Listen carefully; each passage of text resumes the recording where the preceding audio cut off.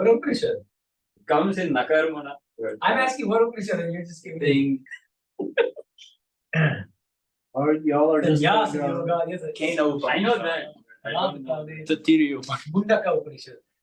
One of the most I was poetic gonna name that Upanishads. one. There's Is that five the one- that I always name, and it's What? usually Mundaka? Is that the one with the two birds? Vasuparna. Where's the chariot? Yeah, that's it. Or is it It's also in Bhagavad. Same. Manduka or Mundaka? No, Yeah, Bhagavad Gita is a chariot example. not with Atmana Upanishad. No. Analogous.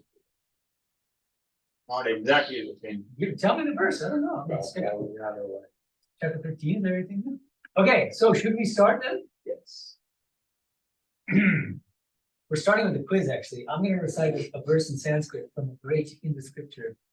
And I want you to tell me what scripture comes from and what it means. All right. Om Vasam Sijirna Niyatha Vihaya Navani Grimna Pinaru Parami Tatha Sharirani Vihaya Jirna Anyani Sanyati Navani Devi Om Shanti Shanti Shanti. Good evening. Welcome to our interactive session on the topic, Are We Reborn? I just recited a Sanskrit verse. What scripture does this come from? Gita. Very good. What does the verse, what chapter? 2. Look at this guy. Memorized it. No, it's kind of Prashad. And what is the meaning? Like how we change clothes, we change what. That's like one line. Excellent. As a person casts off worn out garments and puts on new ones, likewise, at the time of death, the soul casts off its worn out body, puts on a new one. It's a beautiful verse. In the Gita, there are two kinds of poetic meter. Shloka, you all know what shloka? Shloka it usually just means verse, but actually it's a kind of poetic meter, which has 8 syllables to each of the 4 quarters. So that's a standard Gita meter. But then suddenly in chapter 2, Krishna bursts into this longer kind of poetic meter. It's called Adiya meter. It's 11 syllables per quarter. And so there's a poetic beauty to it that is only stored in. So yes, are we reborn? How many of you believe that we have lived previously? Everybody, except we need the skeptics. Are you agnostic or are you completely reject the idea of rebirth? Or what's I the can't idea? reject it because we don't have like direct evidence for or against it. So mostly agnostic. Very good. I can definitely think of like plausible like mechanisms. Good. Underlying. So it sounds like you're open, but not fully convinced. And you want evidence, and that's partly what we're going to talk about today. Okay, good. What's interesting is there have been some surveys done recently. There's a Pew Research study done, and one of the questions is, do you believe in rebirth? I won't have that much. Can you put half? Yeah. Yeah, a little less. Okay. Like a third of a cup, like that. And the question is, do you believe in rebirth? And the percent of the population, the American population, which is Hindu, is what? What percent of the American population? 1%? Yeah, it's very small. Guess what percent of Americans say they believe in rebirth? 23. 33%. Wow. 1/3 of Americans believe in rebirth. How? Isn't that fascinating? Yeah. That means a large number of Christians, like people who in the orthodox forms of their religions should not be accepting rebirth, do. There's something intuitive in them or there's something intuitive to the doctrine of rebirth that resonates with people in faiths that don't even officially subscribe to the doctrine. It's quite striking. Maybe there's a lot of good. Maybe, but can that really account for 1/3 of Americans? Hard to believe. I mean, a third of Americans are like not religious. So why would they? I mean, they can believe in whatever they want, so. Okay, so that's interesting. And then there are Hindus who are supposed to believe in rebirth, but they're like, I don't know. Do you really believe in rebirth? So I get that too from Hindus, fellow Hindus. So I think it's well worth delving a little bit more deeply into this issue of rebirth. What exactly is the doctrine of rebirth in Hinduism? What is the doctrine of karma in Hinduism? How are these two doctrines related to each other? How are these doctrines relevant to our day-to-day spiritual life? I'm finishing up a book on this topic called Karma and Rebirth in Hinduism. Should be coming out with Cambridge University Press next year. And so a lot of what I'll be talking about today comes from that book. So I want to just outlining what are the topics I want to cover here. First of all, the first thing I want to emphasize is that the doctrines of karma and rebirth are not just dogmas that you believe on faith. You could if you want, but it's a sophisticated doctrine, and it's not a monolithic doctrine. It's another thing to keep in mind. Within Hinduism, different sub-traditions within Hinduism have subtly different views about these doctrines. They agree on some things, but then there are some places where they disagree. And I want to mention some of the issues on which different schools within Hinduism, different traditions may disagree. Like one example is who or what exactly is the reincarnating entity? What exactly reincarnates? Not all Hindus agree. So it's really interesting, and a lot of people don't know. Okay. I also want to talk about, in terms of the doctrine of karma, what is the overarching purpose of the law of karma in Hinduism? We'll talk about that and clear up some misunderstandings about it. And then I want to discuss some of the main arguments in favor of the doctrines of karma and rebirth. So you want to be convinced. So I don't know if I'll be able to convince you, but anyway, I'll present some of these arguments briefly. And then we're going to discuss some of the arguments against karma and rebirth, and then think about how Hindu proponents of those doctrines might respond to those standard objections. Okay. And finally, I want to wrap up by discussing briefly the relevance of these doctrines to our spiritual life. Are they just theoretical doctrines? How do they help us, if at all? Okay. All right. So, what exactly is the doctrine of karma? This law of karma. The typical way to explain it simply is to invoke a farming metaphor. What is it? As you sow, so shall you reap. Very good. We reap what we sow. But that's good. That's right. And that's true. But when you go a little deeper and you probe further, and you say, well, in what exact sense do we reap what we sow, according to the doctrine of karma? Then you get divergent answers. And I want to distinguish two different ways in which we reap what we sow according to the law of karma. And let's keep these two things separate. And both things are equally important in understanding this doctrine of karma, okay? Number one, at the psychological level, at the level of mind, we reap what we sow in the following way. I'm going to read you a passage from Swami Medhananda. He says, each action is like the pulsations quivering over the surface of the lake. The vibration dies out, and what is left? The samskaras, the impressions, late mental impressions. When a large number of these impressions are left on the mind, they coalesce and become a habit. It is said habit is second nature, it is first nature also, and the whole nature of man. Everything that we are is the result of habit. That gives us consolation, because if it is only habit, we can make and unmake it at any time. The samskaras are left by these vibrations passing out of our mind, each one of them leaving its result. Our character is the sum total of these marks, and according as some particular wave prevails, one takes that tone. If good prevails, one becomes good. If wickedness, one becomes wicked. If joyfulness, one becomes happy. The only remedy for bad habits is counter habits. All the bad habits have left their impressions are to be controlled. That have left their impressions are to be controlled by good habits. Go on doing good, thinking holy thoughts continuously. That is the only way to suppress base impressions. Character is repeated habits, and repeated habits alone can reform character. So what's being said here? We do some kind of act. If it's a moral act, it leaves behind moral samskaras, late mental impressions, in our mind, in the unconscious, which then will impel us to engage in the same kind of behavior in the future. If we do bad things, what happens? It forms bad samskaras, immoral samskaras, which make it more likely, make us more prone to engaging in that same kind of bad behavior in the future. So we end up in a habit of doing the same activity. And he gives a very interesting definition of character, moral character, right? Some people have good characters, some people have bad characters. What is character?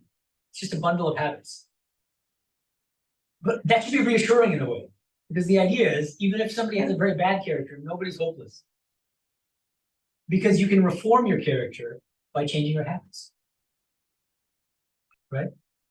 Okay, so at the psychological level, if you just think about this like a cycle, actions generate samskaras, latent mental impressions. Those latent mental impressions form into habits. Those habits shape our character.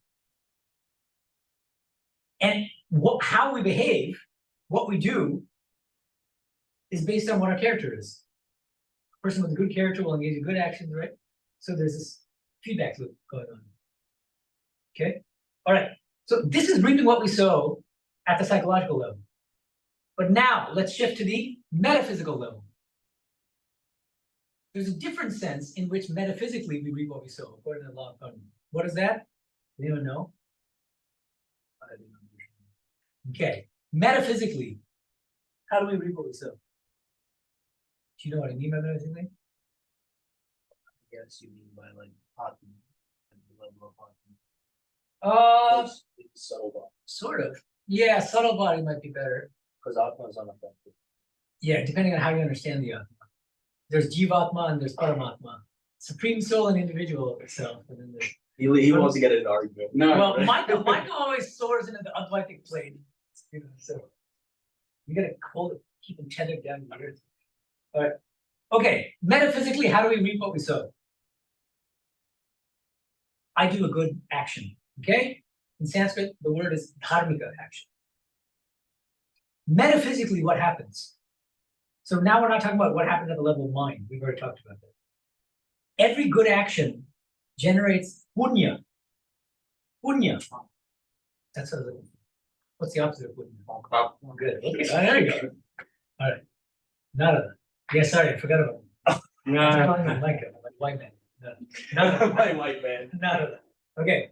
So a dharmika action generates punya.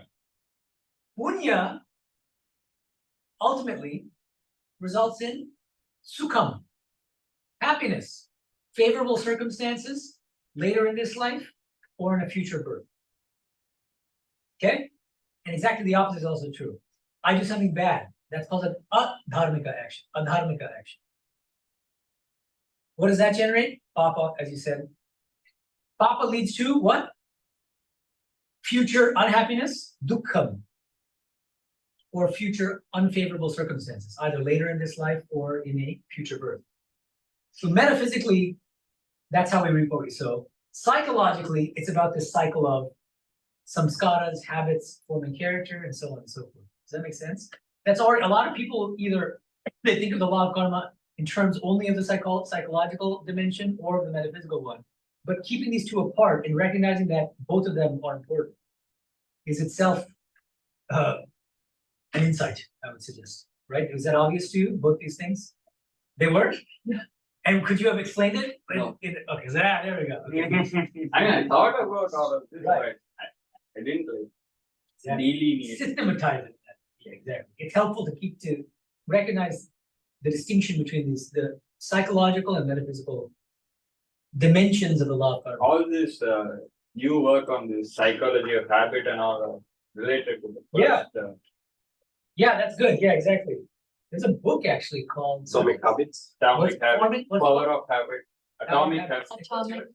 Atomic habits. Atomic Habits. Huh. So who's the author of Atomic Habits? James. James Clear. Yeah. Thank you. Have you read it? Yeah.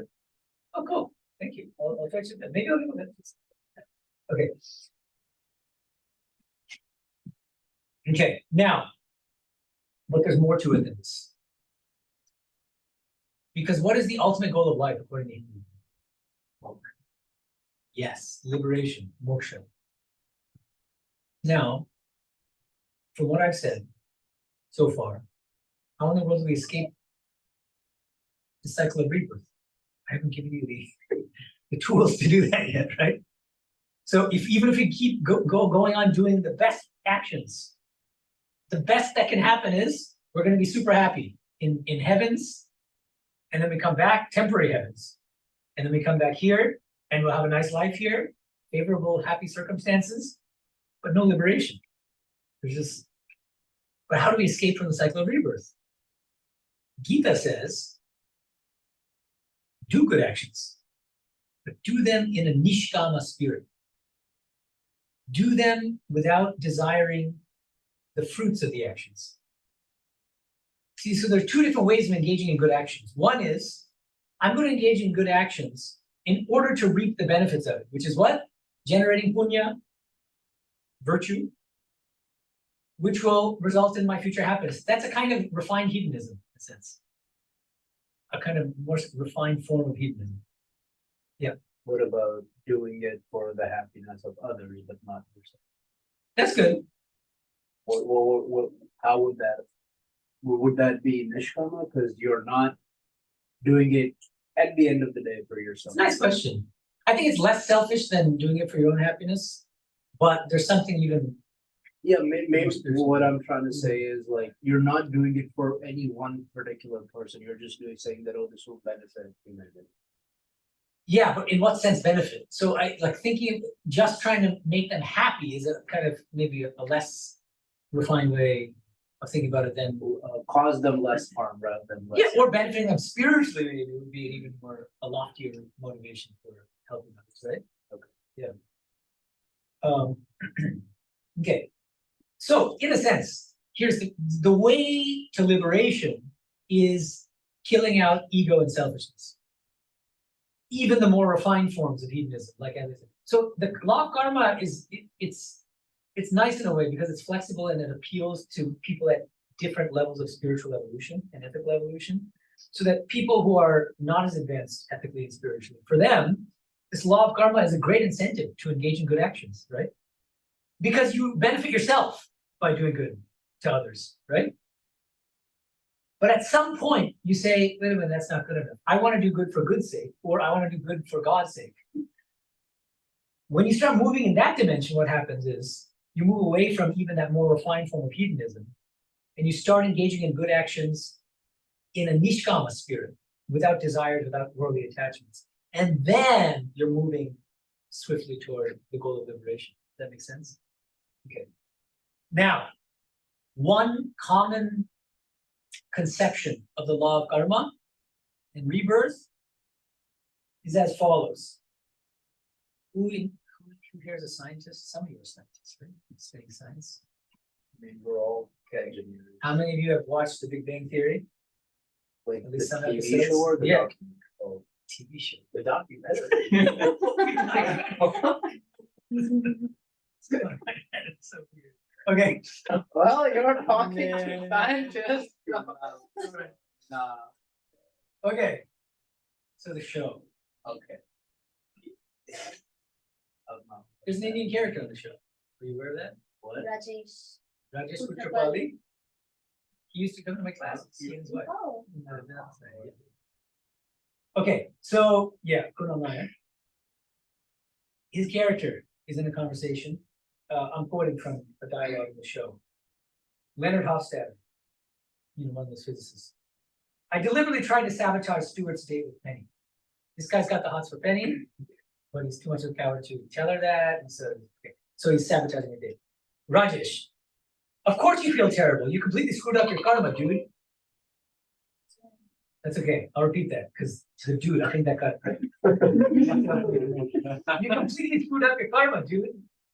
Sheldon Cooper. You don't really believe in that superstition, do you? Rajesh. It's not superstition. It's practically Newtonian. For every action, there's an equal and opposite reaction. Leonard pretends to be a friend and acts like a two-faced bee. Like, I don't. Wow. Therefore, huh? You should try That was very subtle. Therefore, we're in front of so many deities. That's I can't see it. Therefore, he is reborn as a banana slug. It's actually a very elegant system. You know, what goes around comes around. Okay, so what's being said here? This is what I see as the mainstream understanding of the law of karma. You do something bad, you're going to be punished for it, pretty badly punished for it. And if you're a human being in this birth, you might be reborn as a banana slug, for instance, something really low, something like this. And it's almost like it instills fear into people, and there's a kind of, you know, like it's kind of like the Hindu version of the eternal hell fear or something. I don't like it. But of course, as I said, there's no monolithic doctrine of karma and rebirth within Hinduism. There are versions of the doctrine of karma which are retributive, that think of the law of karma as a doctrine of reward and punishment. It is there, that exists. But there's also a different, and in my opinion, more sophisticated and more spiritually beneficial way of thinking about the law of karma. That's what I would call, well, can you think of it before I say it? What would be, like, is there a different way of thinking about the law of karma that might be more appealing to you? redemptive. That's interesting. What do you mean by that?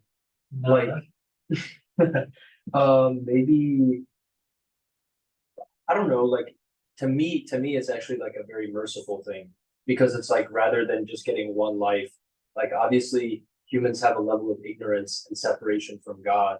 And so rather than give you one life in That's order very good. in juxtaposition, They give you multiple shots. You Yeah. get a lot of chances. and it's like Swami, like you always say, yes, what, education through experience. yes. That's Swami The secret of Medhananda life said. is not enjoyment, but education through experience. Very good. Exactly. Perfect. So now that's hit it right on the head. So the word I would use, he used the word redemptive, which I like actually. But the word I tend to use is evolutionary, the evolutionary doctrine. What does that mean? According to the evolutionary doctrine of karma, the overarching purpose of karma is not to reward or punish us, but to foster our moral and our spiritual evolution and growth, with the ultimate aim of being redeemed, redemption, salvation, whatever you want, liberation. And the beauty of it is in line with your way of thinking.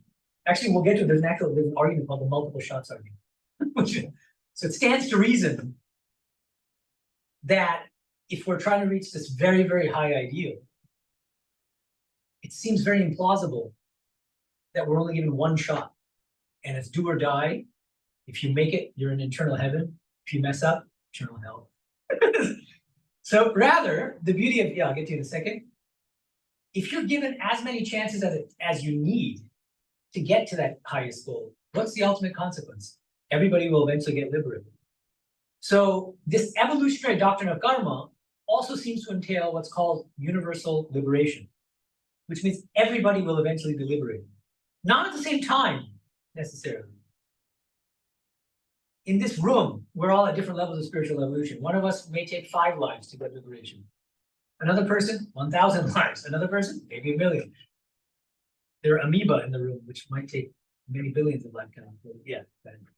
I guess, yeah, because like when you said, okay, this is the purpose of karma, is to help all like souls to reach, Evolve. evolve and reach liberation. Correct. But I guess like one question that this always begs, that logically leads to, is why are souls like split off?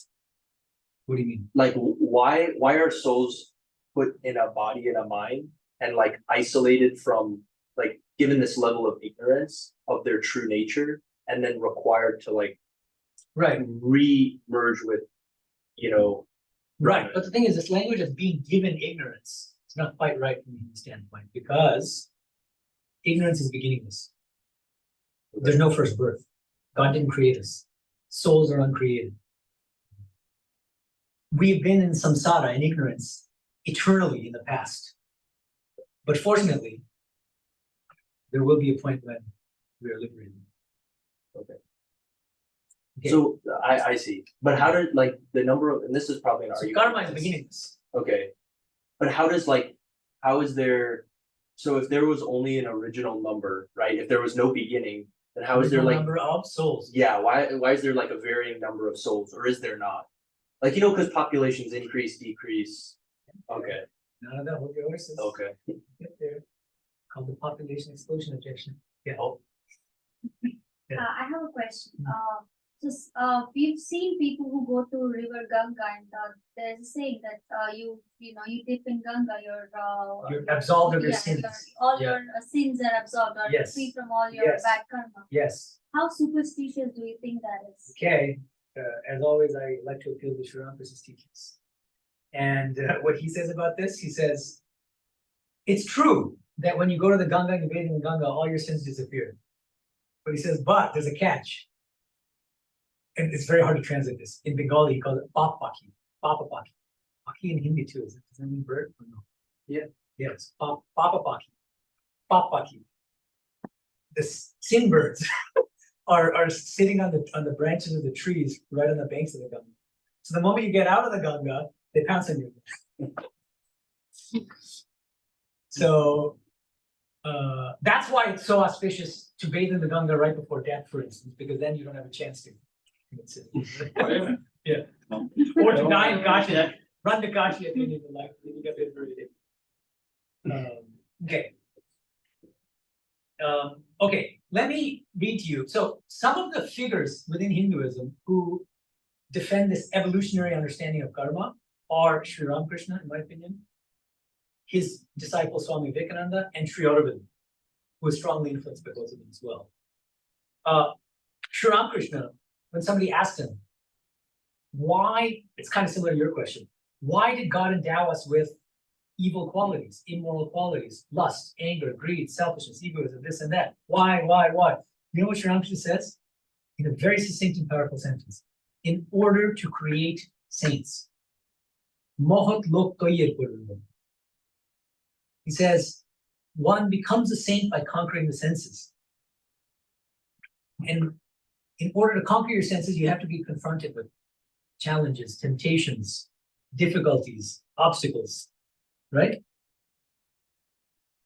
Swamiji will say in one place, Swami Vivekananda, if you don't have a temper, you'll have nothing to control. So in that sense. Okay, Sri Aurobindo, there's a great passage that I want to share with you. It's from his book, The Life Divine. He says, it is for experience, for growth of the individual being, that the soul enters into rebirth. So you see, this is a very evolutionary understanding of rebirth. Joy and grief, pain and suffering, fortune and misfortune are parts of that experience, means of that growth. Even the soul may of itself accept or choose poverty, misfortune, and suffering as helpful to its growth, stimulants of a rapid development, and reject riches and prosperity and success as dangerous and conducive to a relaxation of its spiritual effort. All the secret of the circumstances of rebirth centers around the one capital need of the soul, the need of growth, the need of experience. That governs the line of its evolution, and all the rest is accessory. So there's a really interesting idea here, which is, this is in direct contrast to this reward-punishment understanding of karma. Reward-punishment is, I do something good, God gives me a lollipop. Like the law of karma gives me a lollipop. Yay, I'm happy. I do something bad, slap on the cheek or something worse, and I suffer. This is, imagine I'm a king in one birth, and I'm a very good king. I help my subjects, and I'm moral, let's say. What happens? I generate a lot of good karma. As the soul, once the king leaves his body, when the soul leaves the king's body, the soul could very easily live a very, very prosperous next life. But the soul might actually choose to be born as a pauper in a village with almost nothing. Because the aim is the soul's spiritual growth. And it's not always helpful. It's often dangerous to be born in very favorable, wealthy circumstances. That's why Christ would say it's easier for a camel to go through the eye of a needle than for a rich man to enter the kingdom of heaven. Right. Okay. Okay, so now coming back to banana slug from Rajesh Kutrapalli's scary example. Isn't it possible we can be reborn as a banana slug? The answer typically is, it's possible, but very unlikely. Because once you've reached a human birth, you have to be engaging in extraordinarily bestial acts. And of course, some people do. And in that case, you might very well be born as a beast or something worse. You know, the Hitlers of the world or whatever. But in general, if you're kind of an average Joe, very, very unlikely. You'll be reborn as a human, maybe not in the best circumstances, but. Now, I promised I would talk about some of the subtle differences within Hinduism about some questions regarding karma and rebirth. One is, who or what exactly reincarnates? What is the nature of this reincarnating entity? Okay, and it's complicated, and I discuss it in my book in some detail. I want to mention just two conflicting answers to the question within Hinduism. One answer is, Micah mentioned, mentioned earlier, the subtle body. Do you know which schools of Hinduism support this view? That's the subtle body. Only the subtle body. But the answer is the subtle body is what reincarnates. Subtle, you mean? Subtle, I didn't get the word. The subtle, S-U-B-T-L-E. Okay, okay. In American, yeah. So I kind of do. I call it American Sunbeam. Subtle. It becomes like almost a D sound. Yeah. Subtle. Subtle body. What is the difference between like a subtle body and like? Okay, wait. What is the subtle body? Yeah. In Hinduism. Yeah. Anyone? Anyone want to take a stab at that? The simplest way to explain it, especially from a Western standpoint, is it's just the mind. Okay. Okay. But from a Hindu standpoint, what's important is it's insentient. This is something that's very startling to many people coming from a Western background. How can the mind be insentient? In Hinduism, the mind is insentient. It's as insentient as this physical body. That's why it's called the subtle body. And so the only difference between this physical body and the mind, which is the subtle body, is its subtlety. The mind, the physical body is grossly physical, and the mind is subtly physical. Okay, so the subtle body is a subtly physical, but nonetheless insentient entity. Okay, and there are more fine-grained ways of explaining it. It consists of chitta, ahankara, manas, and all these things. But mind, that's what I'm saying. Mind is helpful, but it has mind. Okay, and it's a repository of our samskaras. I mentioned the term already. All the latent mental impressions generated by what we've done in this life and in past life are all there. And in our past life, that also explains why, when we're born, we're not born as tabula rasas, as blank slates. Because what? We've had so many past lives. That's why one person is born as a Mozart, as a kind of child musical genius. Another person is a mathematical genius. Another person is dumb. Another person is an alcoholic or has alcoholic genes. Where do those genes come from? There. It's also, yeah, well, yeah, but, You don't control your parents. no, but you know what's interesting? Vivekananda talks about this specifically. He says, if you were an alcoholic in your previous birth, the soul will seek out parents with the alcoholic genes in the next life. It'll choose to be reborn. So it's not, so there's heredity. So even from the standpoint of law of karma, you can also take into account heredity, because the soul has a say in deciding its parents. Why would the soul do that? Wouldn't that inhibit spiritual growth? That's interesting. I mean, Or is it like you need to overcome this challenge? yeah, well, that's part, but you reap what you sow. First You also want to fulfill your desire. and then there's Who also told you that. that. But also, like, would it be karma just say All that that people it does not depend on you where you're born? I feel that makes more logical sense. Look, Like you will be probably matched with, I guess, how your karmas are, if we consider this as true. yeah, no, look, these are all very sort of difficult questions, and the thing is, in different Hindu figures have different views on this. Sridharman suggests the following. He says that the more spiritually evolved the soul is, the more say it has in choosing the circumstances of its next birth, and the less evolved, the more it's up to God and whatever. And Is I it think safe- God probably delegates. Yeah, but Is it safe to assume that 99%? Lord, I don't think it's safe to assume that. But I don't know what it is safe to assume. Okay, but anyway, coming back. The one school I'm aware of within Hinduism that unambiguously affirms that the reincarnating entity is the subtle body and the subtle body alone is Sankhya. Interesting. Sankhya, one of the oldest schools of Indian philosophy. Yeah. So, only the subtle body. And it's there in the Sankhya Karika, one of the oldest texts. The Linga Sharira is another term for subtle. Sukshma Sharira and Linga Sharira are synonyms in Sanskrit for the subtle body. Now, what's the problem? Can you think of any problems with the subtle body being a reincarnating entity? Or do you love it? Great. What's the problem? I love it. What's your view on this insentient subtle body as the thing that reincarnates? Come on, guys. You guys are smart? No. No. I'm not smart. Think Does about that that. include the soul? That's my point. No. I said subtle body alone. So now what's the issue with it? Where's the soul? Why do you need a soul? Because we are told we are the soul. Because it's the sentient part. Very good. You're like, well, it's in the subtle body is insentient. So you mean to tell me that the thing that reincarnates is as insentient as this chair? That's a little weird. Because we're not supposed there's a conscious part in this. There's a soul, the conscious soul, as Prashant says. Right? Exactly, that's the issue. So Vedanta, fortunately, we have Vedanta right here with us today. Vedanta comes in to save the day. Vedanta says what? That's correct. You're partly right, O Sankhyains, in believing that the subtle body is a reincarnating entity. But this is the soul. So actually, the more complete answer to the question of who or what is a reincarnating entity is as follows, according to Vedanta. It's the conscious soul, the jiva, in association with the subtle body.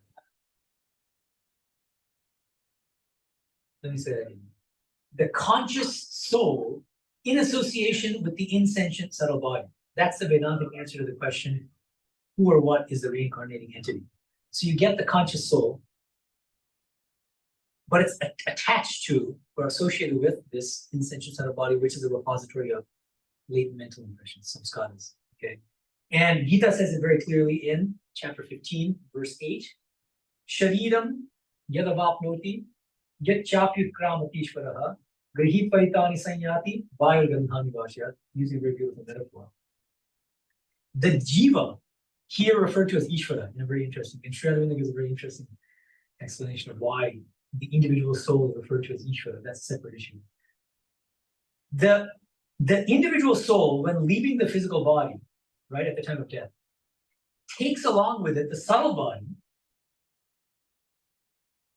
just as the wind takes the fragrances from a vase. That's a beautiful metaphor. From a what? From a vase, V-A-S-E. Oh, Vase. Vase. Trying to be fancy. Come on. He forgot he wasn't in the UK anymore. Ball. Oh, she's calling me out on subtle. She's like, what is that? Subtle? Subtle? Okay. Okay. So, so two answers. When people ask you, what exactly is it that reincarnates? What's going to be your answer? Soul. Soul associated with the subtle body. Exactly. And just saying subtle body, not good enough because it's intention. Yeah. So do they say that that there's a Jiva Atman associated with each subtle body, or is it just that like there's Brahman and Brahman illuminates, like consciously illuminates each subtle body? Okay, again, it all depends on your paradigm. You're already kind of speaking from a classical Advaita Vedanta standpoint, as not at all, almost always is. And the thing is, then I need to give a fine good answer to the question depending on what standpoint you're talking about. And so Advaita Vedanta will be very radical and say, even this very idea of rebirth, only true from the empirical standpoint. And the reality of individual souls, only true from the empirical standpoint. What is the empirical standpoint? Standpoint of ignorance. So long as I'm ignorant of my true nature as non-dual Brahman or pure consciousness, I think I'm a reincarnating soul, this and that, and a million other things. Other schools of Vedanta will disagree and say individual souls are real. Rebirth is real. Liberation is also real. Okay, so that it's a good question, except that you got to read my book. You got to buy my book.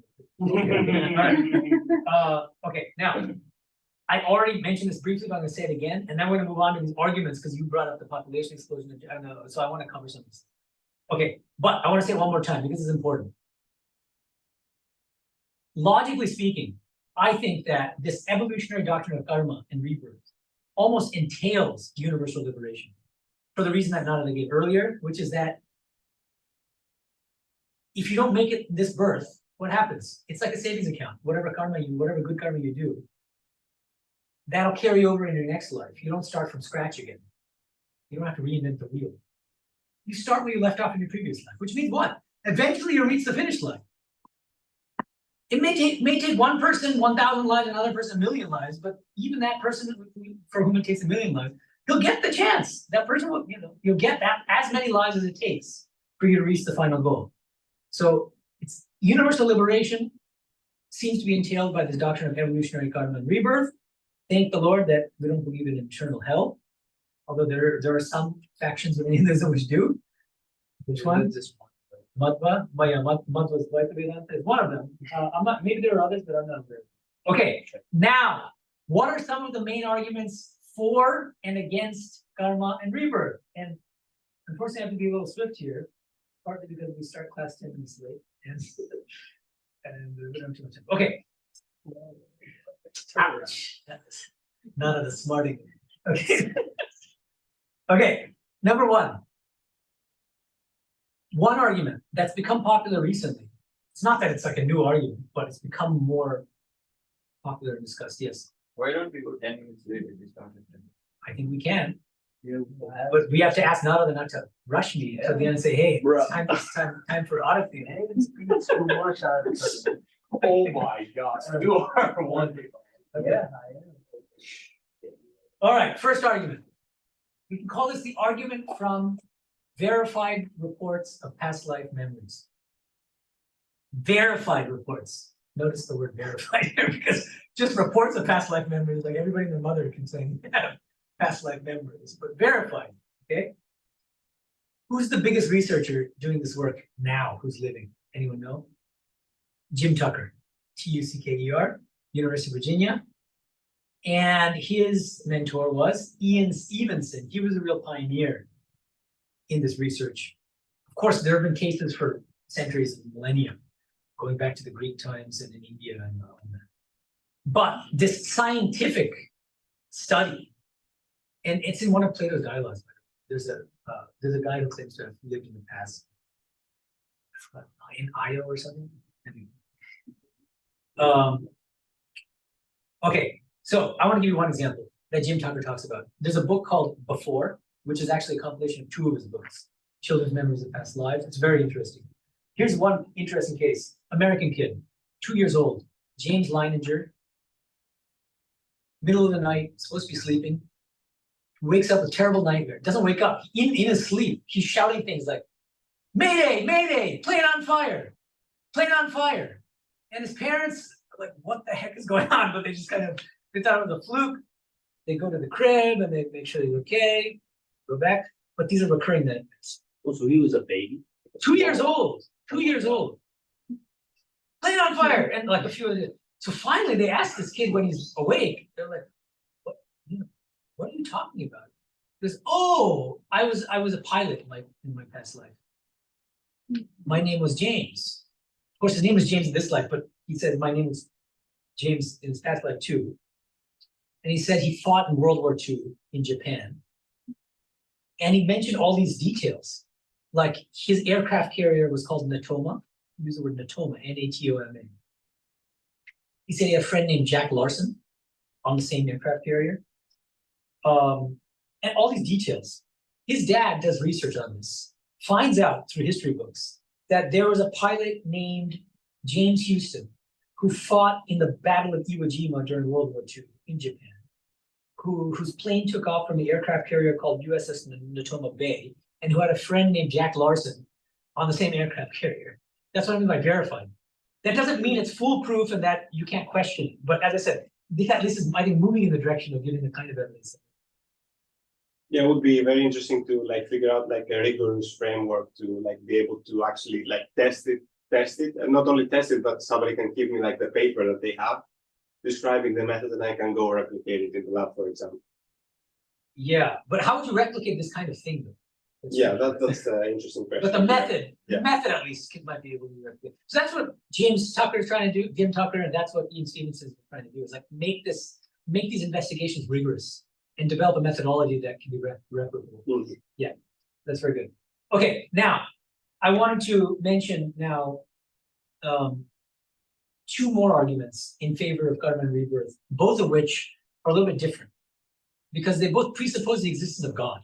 Well, then what's the point of that kind of argument? But there is a point because there are many different traditions which believe in God, some of which accept karma and rebirth, others which don't, right? Orthodox Christianity, Islam, for instance, they don't believe in rebirth, right? They believe in God. And so it's helpful when you're discussing among believers in God, whether you should believe in rebirth or not. Okay, so in that context, here are two arguments. Number one, it's called the inequality argument. Why in the world is it, if there's a loving, omnipotent, omniscient God, why in the world are some babies born into terrible circumstances, the worst possible circumstances, and others born with a silver spoon in their mouth, and everything in between? How do you explain it? Is God arbitrary, malicious, cruel, partial, biased? What? Crazy? Or is there a method to God's madness? That method is the law of karma. We reap what we sow. None of us is born in a blank slate. There's a good reason why one person is born in a very unfavorable circumstance because of what they did in the past. There are good reasons why other people are born in very favorable circumstances because of what they did in the past. You can't blame God for that. So within the theistic framework, and we think of God then, from a Hindu standpoint, as karma phala data, the dispenser of the fruits of our karma. That's the role of God. He's the one, as the omniscient mind, right, who understands the extraordinarily infinitely complex workings of karma. Because it's not, we all have individual karmas, but they all intersect and interrelate in extraordinarily complicated ways, in kind of unfathomably complicated ways. God alone can understand that and figure out how all of our karmas are intertwined in such a way that we're all sitting in the same room today. So it's very complicated. God alone knows. So he's the one, the only one, who's going to be able to distribute to us, dole out to us the karmic fruits that we deserve. Okay. Whereas the religions that believe in God but don't accept karma and rebirth, they're in trouble here. Arguably, that's the idea. Okay, they have a hard time to explain why God would let one baby die of cerebral meningitis at the age of 2 after terrible, 1 year of terrible suffering, and another born into a millionaire's family and has no problems. Okay, another argument in favor of rebirth, but still presupposing rebirth, is the one that Narada was hinting at. It's called the multiple shots argument. If you believe that God is perfectly loving, right? Doesn't he want all of us to achieve spiritual fulfillment, perfection, bliss? Surely. If that's the case, why in the world would he only give us one shot at attaining that extremely high goal? And if he's omniscient, Yes. he would know what the outcome is Yeah. from those one shot. From the one shot. Yeah, Oh, I see. So then like so that'll be even more reason for him predestination. not to do such a dumb thing. Yeah. Exactly. Right. He'll know that most people are not going to succeed in achieving the highest goal in one lifetime. And so, yes, this is a very good argument, I think. Again, if you assume an omniscient, loving God, an omnipotent God, then any sensible God with those attributes would devise the scheme of life in a way that would include multiple lifetimes. God will say, no, it makes no sense to give you one chance. All or nothing, do or die, and you end up in hell if you mess up in this life. No, you get multiple shots. Okay? So another argument, I think a powerful argument, if you accept the existence of God for karma and rebirth.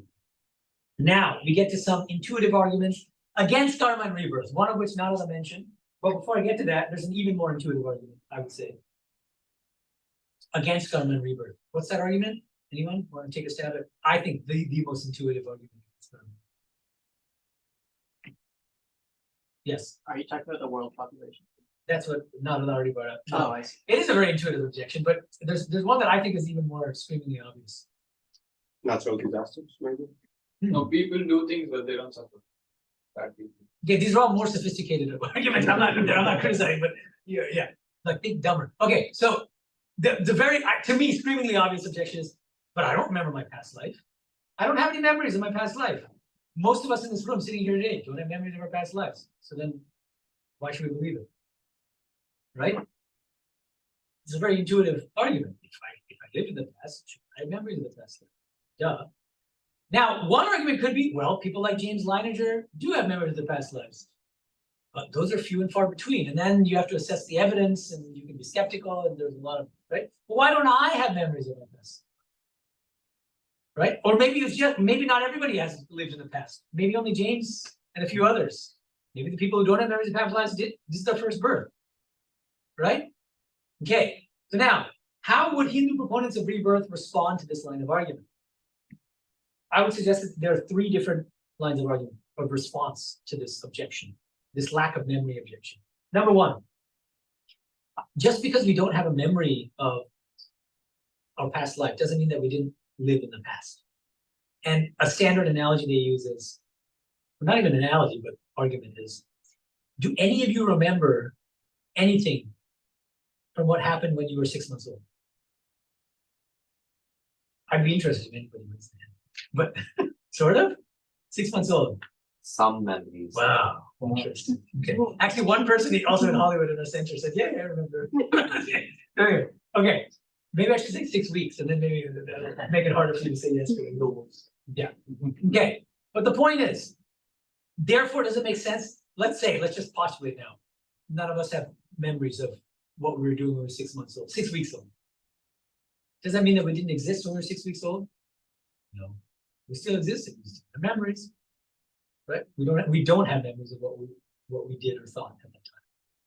Okay. In a sense, though, there are people that have memories of what we were like and what was happening when we were 6 months old. So yeah, memories do not exist in my head, but in there your are mother's memories mind. in the world where. And you get testimony from your mother to say, yeah, but you were there and I remember what you were doing, what you ate.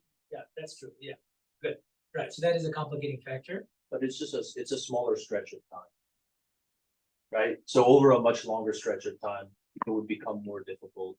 Well, yeah, to attain those same. that kind of testimony and evidence. Yeah, and then that is and then assuming rebirth. The point. yeah, well, this comes to almost how convenient you're like, explaining why you don't have evidence, but so it's but this is not the only response, fortunately. There are other responses which I think are even more powerful. Thank the Lord that most of us don't have memories of our past lives. That's another major response.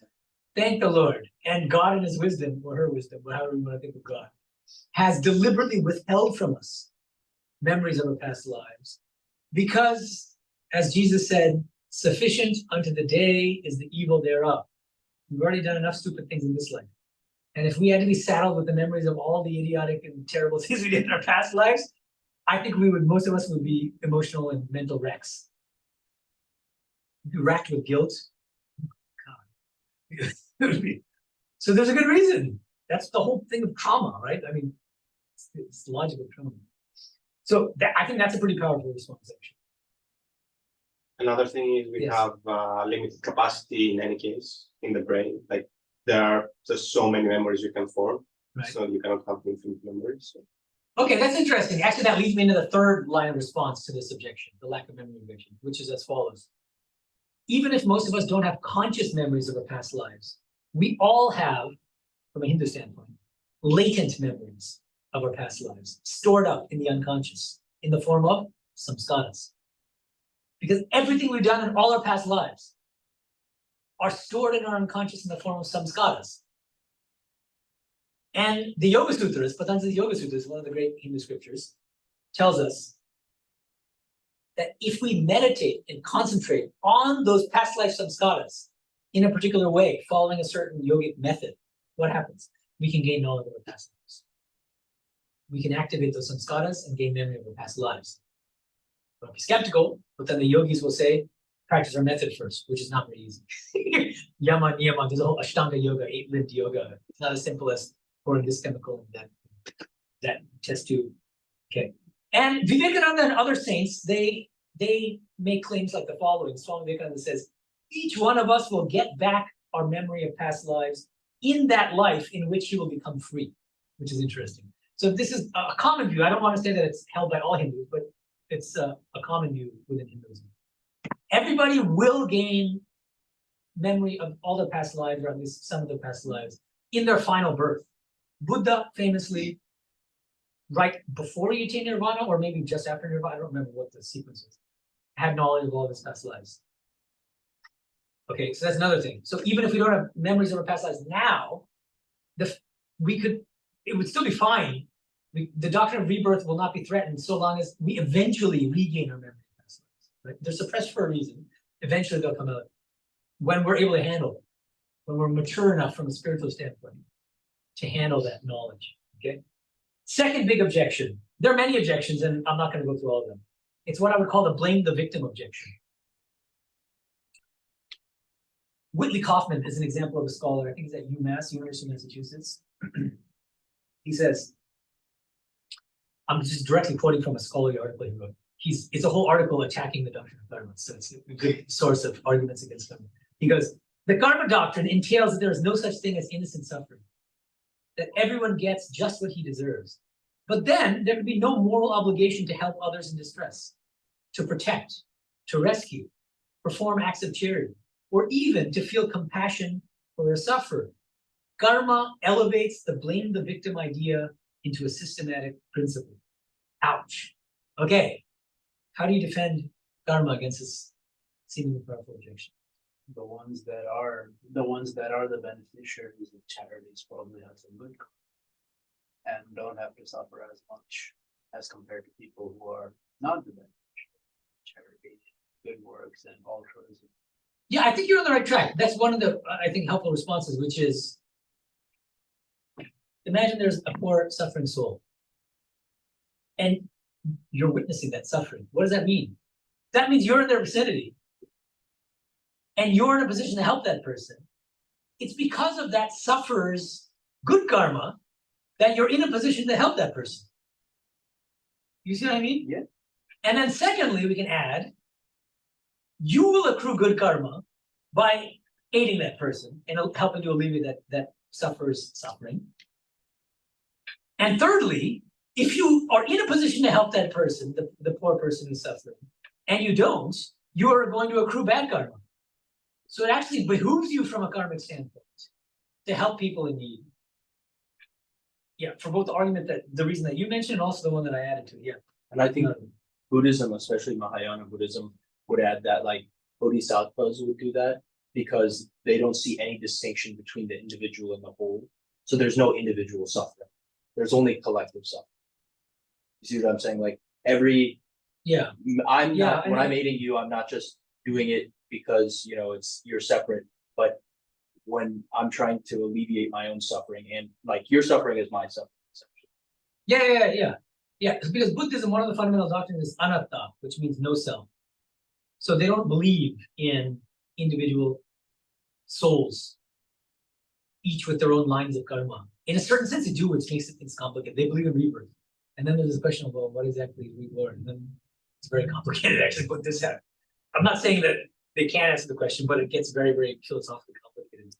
Okay. So, but let me move on. We get to Nandan's objection that he raised earlier. It's called the population explosion objection.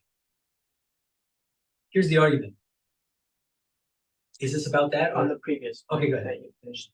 If we start looking at as love or compassion for somebody else as a way of collecting good karma, though, doesn't that right? Like I'm loving someone because it's going to help me in return. Oh, yeah, I see. Future, Right, but right. That's not a good motivation. That's very good. Yeah, you came a little late. That's why. But I gave the answer earlier in the class, which is that this law of karma operates in different ways for people at different levels of spiritual evolution. And for people who are less spiritually evolved, it's helpful from a moral standpoint to know that if I do a good action, I will be rewarded for it. It'll benefit me. But that at a certain point in spiritual growth, you're going to say like, that's not the reason. I don't want to do good because it's going to benefit me. I want to do good for good's sake. I want to do good for God's sake. That was, yeah. Does that make sense? Yeah. So that's right. That's the right intuition. Actually, we want to move to the point where We don't do good as a higher form of selfishness.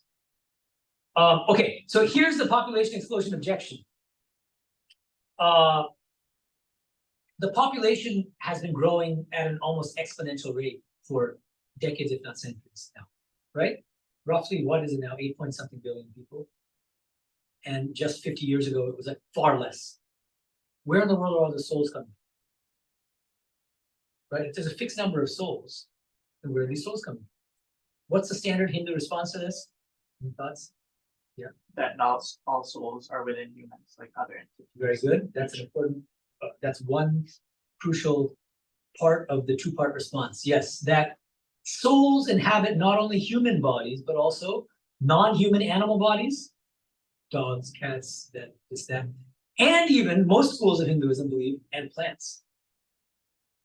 Okay. Second part of the answer is, yes, anyone? Loka. Excellent. Lokas. Realms, extraterrestrial realms. Right? There are realms, many, apart from this earth, in which souls reside. And so those souls who are dwelling in these temporary heavens, there are temporary hells, there are resting places for souls. Sri Aurobindo talks about them. He says that, what's the meaning of it? Like, it's like a resting place, like a psychic resting place, he calls it, between births. It's like a recharge. Like you pay like extra for an Emirates ticket to like to hang out in a lounge and take a nice refreshing shower, and then you go on the next plane. Okay. All right. So there's a lot more to say about this, but then you won't buy my book. And so you buy the book, and then you can see more arguments for and against. All right. Now, what I want to end on this note: how in the world are these doctrines relevant to our day-to-day spiritual life? Because it's all been very theoretical and abstract. Here's where crowdsourcing I find very helpful. I teach a class on Bhagavad Gita, and I assign homework because I'm an inveterate academic. So I can't help myself. So I asked them when we were talking about the verse that I read out in the beginning of this class about casting off your worn out clothes, putting on new ones. My question is, how, if at all, do these doctrines of karma and rebirth help you guys in your day-to-day spiritual life? And my students are brilliant and they give great answers. I want to share with you some of the responses that I got. And actually, most of them are from one student. He's a brilliant guy. He's an actor, and he's like this genius polymath. Anyway, okay, he says, one benefit is that we won't fear death anymore. What a great thing. He says, the doctrine of rebirth is a great solace when it comes to how I view mortality. I used to fear death for myself and loved ones, but the doctrine of rebirth has helped to ease that, right? This is an amazing benefit. Honestly, if nothing else, I'm just saying in my case, you know, at one point in my life, it was like in middle school when I thought about dying, I was terrified. And then when I took to spiritual life, I just got over it. I was like, I know my soul is eternal.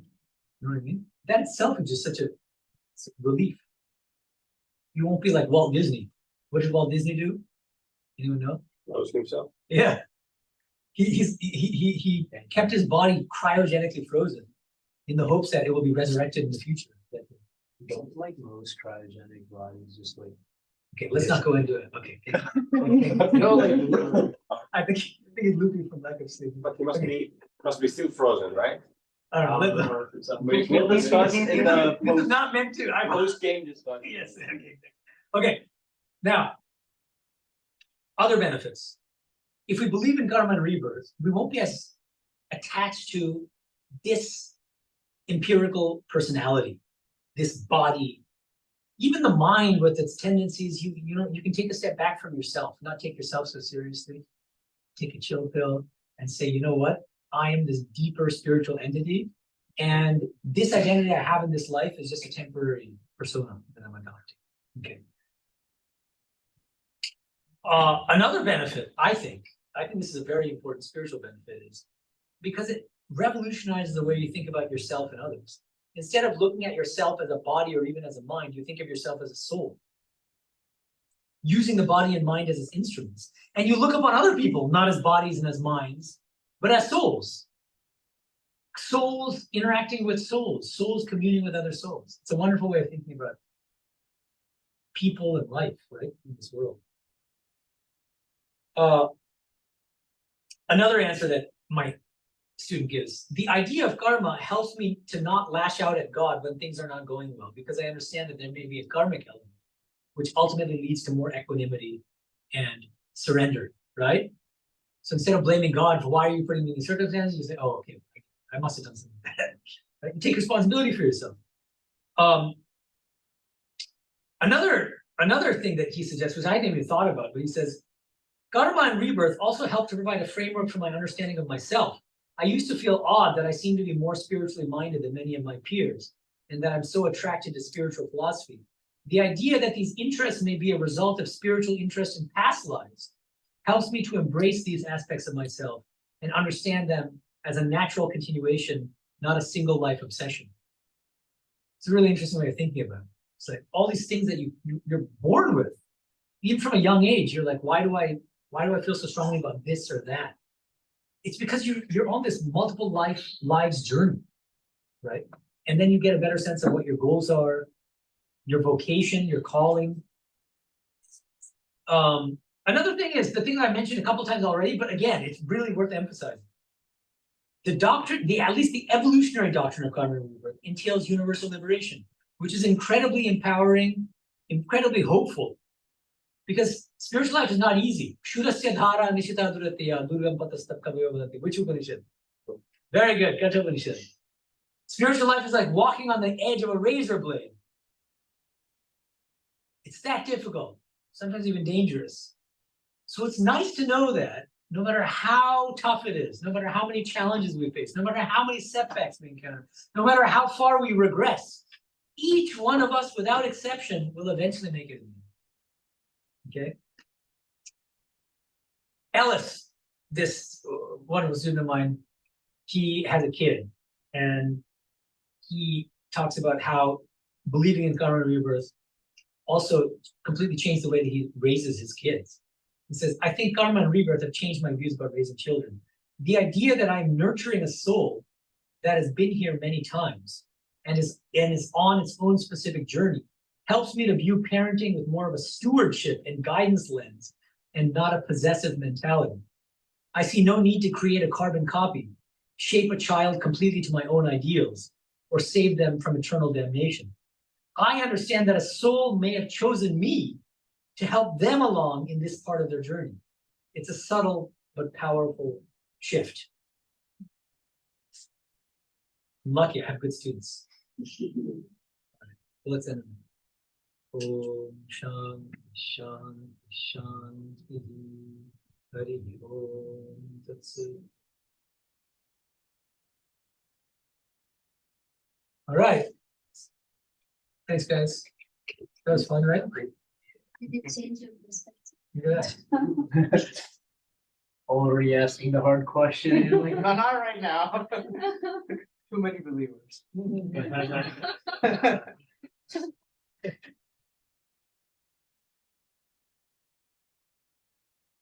No, I think Plato believed in rebirth.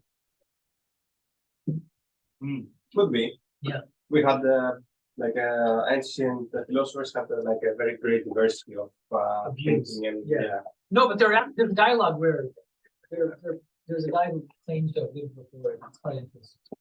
I just forgot. I think it's Io or something.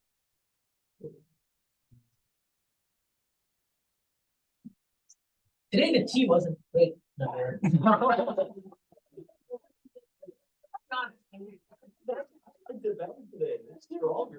most yeah, but they want to spicy stuff. I thought it had not as spicy and saucy. That's how I like it. Yeah. Not everybody. That's likes very too much true. masala. I thought Especially lately. Yeah, it's very much in you and in the child. I know, but It's all It about reflects you, the child reflects you.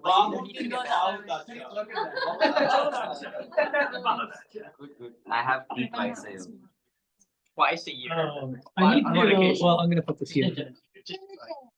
See, now you know the real feedback. There we go. Honestly, because last time the first time you made it was out of the world. If I have it. If I make it, I don't drink the whole thing because it's night. I don't wanna stay. First time it was too light, I thought. Not enough. No. You're wrong. And I second time was made out of a mix, but it was still better than this one. I did. The ratio. I mean, it was Is that for you? You haven't met a real chai one on like. Oh, snap. Oh, Brian, you have not met a real chai. You gotta see, you know what's called. Yeah. I can do it. I can do it. Using these clay pots. Oh, man, that's a Telling good. that you're the guy I'm seeing. March. I'm lucky enough to have an academic conference in Rishikesh. That's awesome. And so I'm going to Uttarkashi, we do some begging for food. Huh? No, no, Like, regularly. But I only have like one place, but it's okay, I'll read that out. I'll Okay, read that. It depends, because- yeah, but, I I think- can't imagine setting a rule. I'm like going to that. March, I'm going. Is it a street side place or like? Did you check if the fishbowl is there? Yeah, I thought it's booked. I checked it. was we'll there. figure it out. We'll have to do it. Wherein you I don't know are. if they're or not. We do, but no, I'm invited to lecture. I'm giving a keynote. No, we're singing for the bar. God and Really? consciousness. You sing? Yeah. You don't know And that? then visiting other things. They're his friend. Big deal. Never told me that he sang. Oh my gosh. Never come up. No, well, oh, that's from a spiritual standpoint, yeah, but even philosophically, it's a Yeah. huge, the hard. I just went to the office hours, Thursday, Friday. But it's still recording. You just. Wait, Shefali, Yorgos, are you both CS majors or? Yeah, PhD. Oh, PhD, Yeah. yes. Dang, I've been here for a long time. Wait, what's your research topic? Mine is computer networks, mostly mobile. I'm currently looking at large language models, team context learning, and subjective tasks. Did you start this year or? Fourth year. Oh shit, never mind. Everybody has. I see, so you think it's moving in the right direction, people are becoming more open? No, I'm like, whatever information. Are we gonna play the better version this time of Hanuman Chalisa? Oh, I have to play it. Which one did you choose? Oh, okay, yeah, 'cause it's too long, right? Yeah. Okay, good. They're all done. No, but it's too long, I think, because it's already 7:52, That's true, I need to go. so don't over prepare, man. No. Sleep early, I win. have a nice breakfast. I mean, it's at 1. And I you go. actually perform much better when I'm on empty. Well, that's good, I like that, yeah. So adrenaline. Yeah, I fast a lot There you go. actually. No, I just like. It can increase Your mind alertness. comes just- Yeah, Yeah. it's like. I Could don't this know be why. that, yeah, like your system knows that it needs to find food soon? Exactly, no, that is. You need to that be is the alert. same logic. That's the same logic I use. Every time I need to do something important, I just don't eat for like 1 day. One whole day? 24 hours, yeah. Like today I ate food at like 12:30, interviews at 1 tomorrow. I won't be eating until like the interview's done and like. That's 200? That's not Some here, people can it's just not like here. the Okay, president yeah, yeah. and, like, It's their just- mind I've is like on had like 60-hour fast, so I'm like. Okay, still, After a day, it's fine. okay, let's do it. 60 hours, they said. Yeah. You can, I mean. I told you, when I fasted for 2 days, the only reason I ate was because I started cramping up, not because I was Yeah. hungry. You need it. And I look forward to that.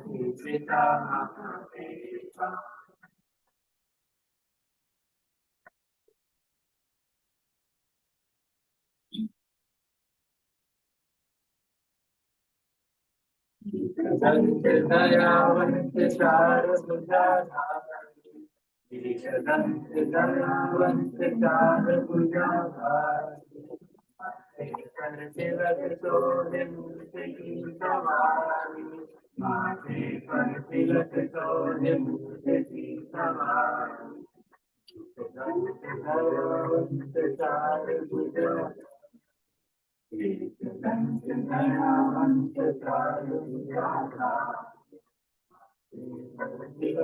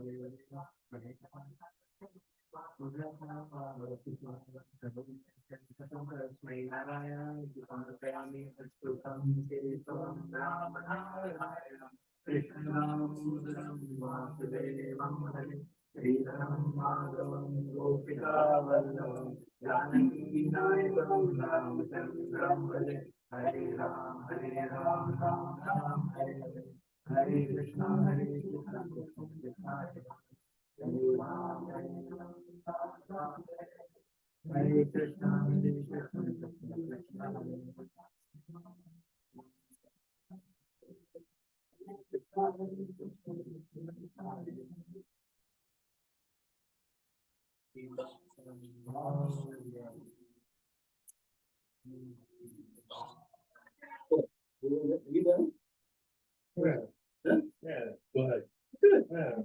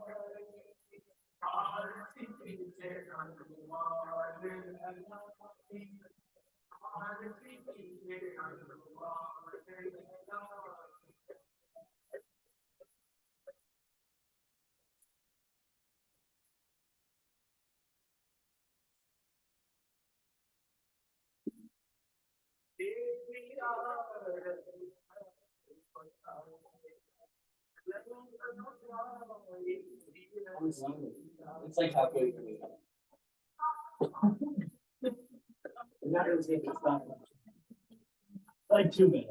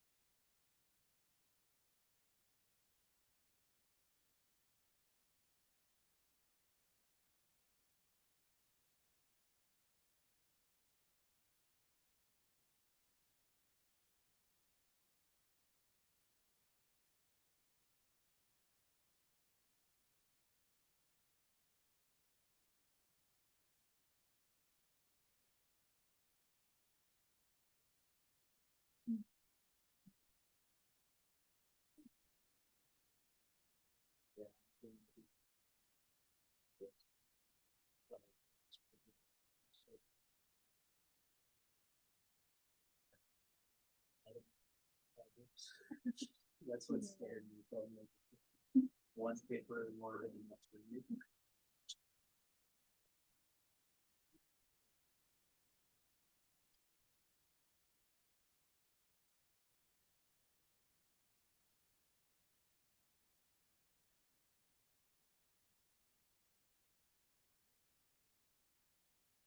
Did you also do research in India?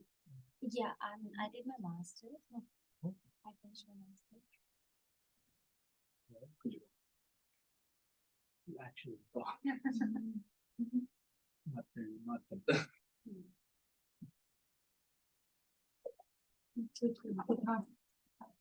Surprise. Oh, you really participate in Yeah. Diwali. You play the guitar? Yeah, since last one. Oh, nice. Alright, But you look impressive. Trying to get back. Then I have some. Fun. Yeah, I'm doing them. But I feel like I have time and then I don't. I take like. All right, so now we've got informal Q&A discussions. Yeah, you gotta leave. I have an interview. Ooh, you also have one? He's got one.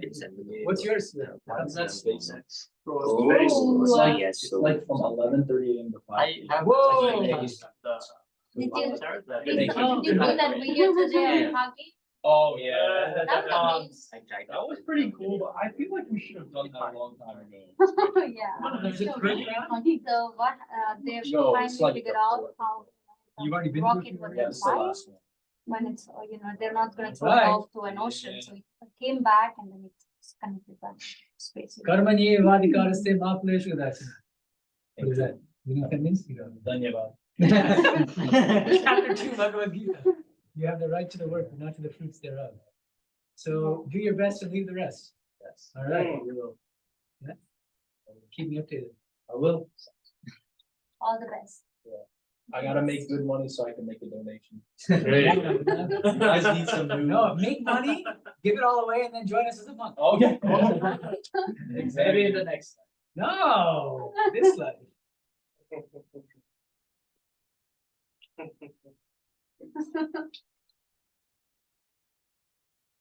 Yeah, how you guys doing? Very good. Yeah? Yeah. I think you're getting thinner. Oh, thank you. Like you, when I first saw you in the beginning of the semester, you were all ripped. Oh, I don't know.